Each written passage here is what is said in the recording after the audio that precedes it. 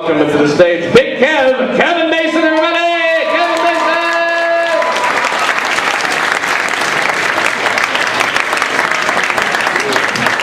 Oh, thank you so much. How you guys doing? Enjoying the show so far? Yeah, you guys are a good-looking crowd, thank God. No ugly people. They stayed home today. It's not a full moon out, you know, they gotta hibernate and shit. But it's hard doing jokes in front of ugly people, I gotta tell you, it really is, because you just, ugly, everywhere you look. I threw a wedding 2 weeks ago, nothing but ugly people. You know what to do. I'm supposed to tell jokes with ugly people looking at me. It makes me want to throw up in my mouth. I gotta tell you know, the people at this wedding were so ugly, the best looking thing in this wedding was the exit. I mean, the wedding favors were blindfolds and birth control pills. You don't want to pass ugly on us. Pollution. Pollution. But let me get a little personal with you guys. You know, I kind of just started doing this comedy thing. Before I was here, I worked 7 years for a rental car company. I hated every day of it, so I quit my job recently and I started doing this full time. It's been my dream. You can clap for that, it's all right. It's my dream. Yeah. But you know, when I tell people I do this, number one question I get asked, tell me a joke. I hate it. Talk about it with my friends. You know, they're like, hey, Kev, so, you know, what are you doing for a living? Oh, well, I'm a stand-up comedian. Wow. Really? Stand-up comedy, huh? Tell me a joke right now. Do it. Make it happen. So I'm thinking to myself, well, could that work for any job? Could it? What if I was a basketball player? Would that work the same way? Hey, Kev, what do you do for a living? Well, you know, I'm actually a basketball player. Wow, really? Get these groupies pregnant right now. Deny these kids right now. Do it. Make it happen. What if I was a prostitute? You know, a whore. Would it still work the same way? Hey, Kev, what do you do for a living? Well, you know, actually, I'm a prostitute. I'm kind of a whore. Wow, a whore. Suck these balls right now. Do it. Make it happen. What's happening in the news? Paula Deen said the N-word. White people outraged by the millions. Black people all like, who's Paula Deen? White people, I'm going to tell you this right now. You can say the N-word, okay? But here's the thing. You have to put something positive behind it, okay? The N-word is a negative word. This is true. But as long as you put something positive behind it, you can get away with it. Now, let me give you an example of a bad way, okay? I'm a white guy. I see a black guy. Hey, nigga, what you say to me? Get your ass kicked.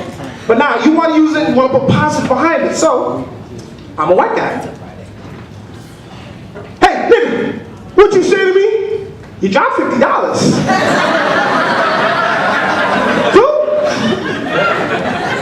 I'm a white guy. Hey, nigga, what you say to me? It's not your baby. You get a pass for that. You get a pass. Some of y'all gonna try it after the show and get your ass kicked. Don't come back to me and be like, hey, he said it was okay. Use it the right way. Let me tell you a little bit more about myself. I'm 6'4", 250 pounds, and when I came out here, I know a lot of you were clapping, and you know, some of you were like, oh my God, how do you get out? But trust me, I'm safe. But I'm 6'4", and this is some things I don't like about myself. Like, my voice doesn't match my body. It doesn't. Like, I look like I'll fuck you up, but I sound like I should read the side effects of like herpes creams or something. May cause itching, flaking, burning. If redness or swelling occurs, we seek the medical attention. But I can't take all the credit for my voice. I blame my mother, okay? My mother's from Trinidad and Tobago, okay?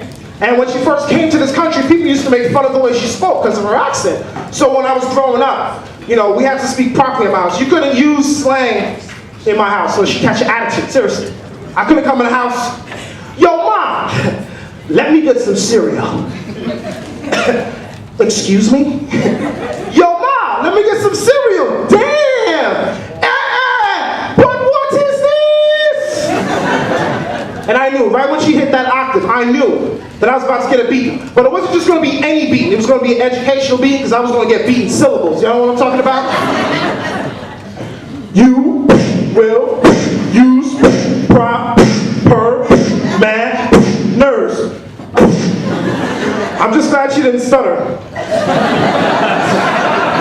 A little bit more about my mother, I used to think she was a prize fighter before she became a mother because she was better at talking with her hands than with her mouth. And she always used to say things to us like, hard ears make soft behinds, and those who don't listen will feel. What kind of shit is that? Doesn't that sound like some shit Mike Tyson would say after a fight? Like I could see Mike right now in the post-fight interview. Mike, so you knocked your opponent 30 seconds into the first round. Your thoughts? Well, those who don't listen will feel. And hard ears make soft behinds. But I gotta get up out of here, but quick show of hands right now. Anybody here almost lose their virginity to a kitchen counter? Show of hands. Is it just me? Nope. Don't judge me. Anybody? It's just me. Let me explain. I was 13 years old. It was a Saturday night. It's my turn to wash the dishes. I turn the water on real hot because I like my water hot and steamy. Get my hands real soapy because I like it nice and sudsy, right? And I start washing the dishes.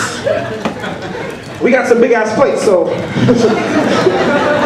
But as I'm washing the dishes, I got an itch in my crotch. But I can't scratch it because my hands are wet. But the kitchen counter is dry. And this itch starts turning into a tickle. And this tickle felt like heaven. And as I'm walking around in heaven, one of the angels turns to me and she says, but what is this? What the hell is God doing to my dishes? Get away. Hey guys, you